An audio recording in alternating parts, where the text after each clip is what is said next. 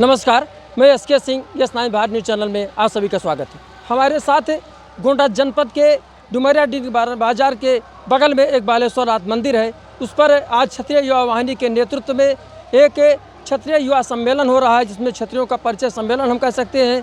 उनको इकट्ठा करने का काम किया जा रहा है, उन्हें जागरूक करने का काम किया जा रहा है। उस सम्मेलन में हमारे साथ चीफ गेस्ट के रूप में संजय राव साहब मौजूद हैं, जो थल सेना के जनरल साहब रहे हैं। हम उनसे बातचीत करना चाहते हैं। महोदय, आपका स्नाई भारत न्यूज़ चैनल में स्वागत है। धन्यवाद। सर, सोशल मीडिया पर या तमाम चीज़ों के माध्यम से तमाम प्रांतों में ये बात होती है कि जिसकी जितनी भागीदारी उसकी उतनी हिस्सेदारी। क्षत्रिय चूँकि सीमा पर लड़ा है देश की सुरक्षा के लिए, संरक्षा के लिए, देश के अस्तित्व के लिए, तो उसकी संख्या कम हो गई। ऐसी स्थिति में अगर भागीदारी हिस्सेदारी की बात आ गई तो क्षत्रिय अपने को कैसे सर्वाइव करेगा? मैं आपको एक बात बताना चाहता हूँ, कोई भी राष्ट्र है वो हिस्सेदारी और भागीदारी से तरक्की नहीं करता है। उसके लिए लगन और एक तरह से जज्बा होना चाहिए देश को बढ़ाने के लिए। तो मैं हिस्सेदारी भागीदारी के बारे में कोई कमेंट नहीं करूँगा। मैं यही अनुरोध करूँगा कि इस देश के जितने भी नागरिक हैं उसमें जितनी क्षमता है वो देश के बढ़ोतरी के लिए लगाएं। ये सर, क्या आप थल सेना में एक बड़े पद पर रहे, आपने लाखों सैनिकों को लीड किया। आप सेना के जज्बे को लेकर के, राष्ट्रीय एकता को लेकर के क्या हमारे चैनल के माध्यम से संदेश देना चाहते हैं? हम आपको यही संदेश देना चाहते हैं, जब आप इकट्ठे हैं आप मजबूत हैं, चाहे समाज हो या देश हो, और जब आप बिखरे हैं तो आप कमज़ोर हैं। तो आप संगठित रहिए और देश भावना और देश प्रेम को सबसे ऊपर रखिए। धन्यवाद। तो सर, ठाकुरों को लेकर के अक्सर देखा जाता है कि फिल्मों में, नाटकों में दिखाया जाता है कि ठाकुर अत्याचारी है, 10 कोड़े उसको लगाए जाते हैं, ठाकुरों को घसीट करके मारा जाता है।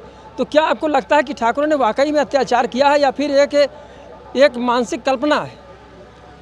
मेरे हिसाब से ये एक मानसिक कल्पना ही है और ऐसा मैंने कभी देखा नहीं और ना सुना है। सर, चूँकि आप सेना के रिटायर्ड बड़े अफसर रहे हैं, हम थोड़ा सा सेना के विषय में भी बात करेंगे।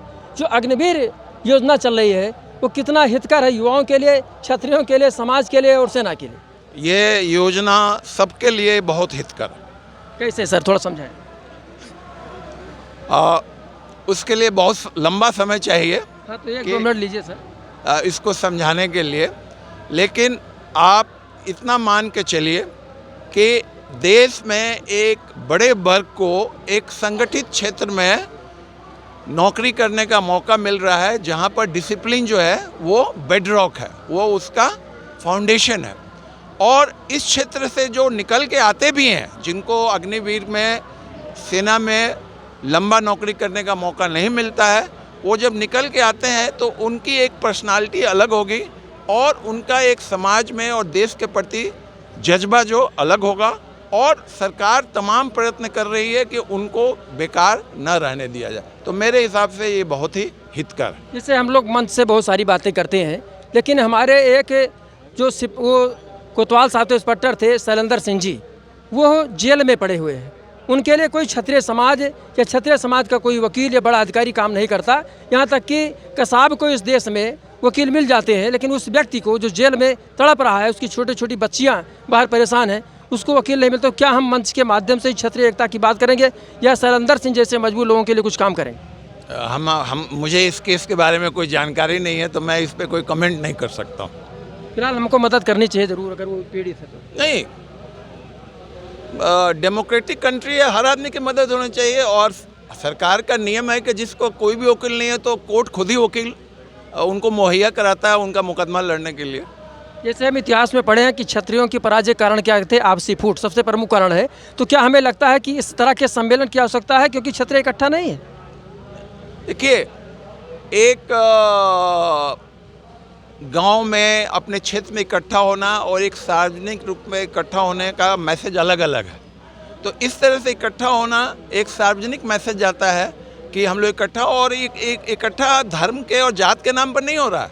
ये इकट्ठा समाज के विकास के लिए हो रहा है। ये नहीं है कि क्षत्रिय का विकास होगा तो सिर्फ क्षत्रिय ही आगे बढ़ेगा, क्षत्रियों का विकास होगा तो सभी लोग आगे बढ़ेंगे। और ये सम्मेलन वगैरह किसी धर्म और किसी जात के खिलाफ नहीं है, ये समाज का एक हिस्सा है।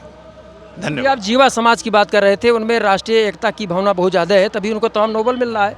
हमारी संख्या ज़्यादा होने के बावजूद भी हम कुछ नहीं कर पा रहे हैं, ऐसा क्यों?